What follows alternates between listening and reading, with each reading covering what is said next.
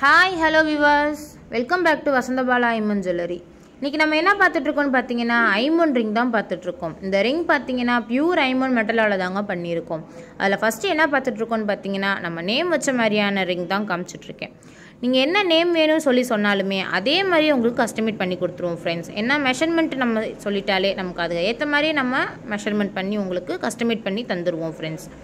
நம்ம ஐமண்ட் யூஸ் பண்ணுறதுனால என்ன ஒரு பெனிஃபிட் பார்த்தீங்கன்னா நம்ம பாடி ஹீட்டை உங்களுக்கு ரெடியூஸ் பண்ணி கொடுக்கும் ஃப்ரெண்ட்ஸ். நீங்கள் யூஸ் பண்ண பார்த்தீங்கன்னா 18 கேரட் மாதிரி தான் உங்களுக்கு வந்துடும்.